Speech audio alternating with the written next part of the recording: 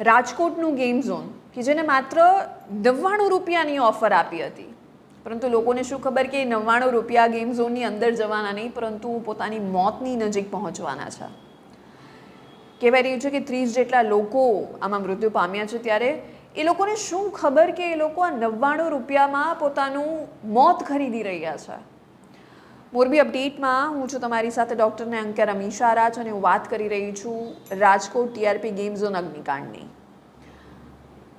લોકોના મનમાં ઘણા બધા સવાલ છે. અત્યારે જ્યારે કોઈના પરિવારમાંથી એક સદસ્ય ઓછું થાય છે ને, તો એ 7 લાખ રૂપિયાથી એની ખોટ નથી પૂરી થઈ શકતી.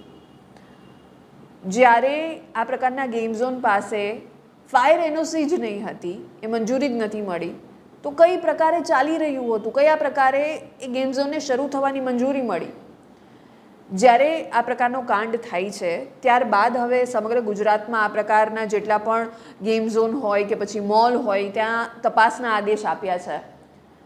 અને મોરબીમાં જેટલા ગેમ ઝોન ચાલી રહ્યા છે ત્યાં એક પણ જગ્યાએ ફાયર એનઓસી નથી, છતાં પણ એ ચાલી રહ્યા છે. એટલે શું હજુ પણ આ પ્રકારની ઘટનાની રાહ જોવાઈ રહી હતી? આટલી બધી બેદરકારી વારંવાર કઈ રીતના થઈ શકે? તક્ષશિલા સુરતનો જે કાંડ બન્યો, ત્યારબાદ વડોદરામાં તળાવનો કાંડ જે બન્યો, ત્યારબાદ મોરબી ઝૂલતા પુલની ઘટના બની, અને હવે રાજકોટ ગેમ ઝોન અગ્નિકાંડ. આટલી બધી બેદરકારી, કેટલા બોધપાઠની જરૂર હોય છે એ ખબર નથી પડતી. હજુ ક્યાર સુધી લોકોના જીવ જોખમમાં મુકાશે?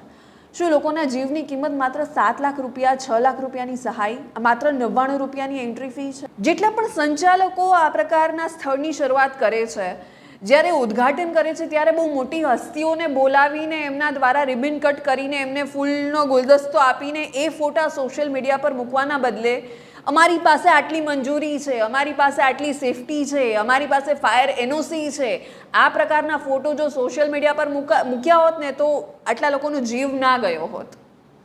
હવે જ્યારે આવી ઘટના થાય છે ત્યારે 7 અધિકારીઓને સસ્પેન્ડ કરવામાં આવ્યા છે. મ્યુનિસિપલ કમિશનર, પોલીસ કમિશનર સહિત 6 લોકોની બદલી થઈ છે. પરંતુ આવી ઘટના બાદ જ કેમ એક્શન લેવાય છે, પહેલા કેમ નથી લેવાતા? લોકોના મનમાં એ સવાલ છે. લોકો એવી માંગ કરી રહ્યા છે કે અમને આ 6 લાખ રૂપિયાની સહાયની નથી જરૂર, પરંતુ તંત્રની કડક કાર્યવાહી, કડક કામગીરીની જરૂર છે. ક્યાર સુધી આ પ્રકારની બેદરકારી ચલાવવામાં આવશે? ક્યાર સુધી લોકોનો જીવ જે છે આ પ્રકારે જોખમમાં મૂકવામાં આવશે?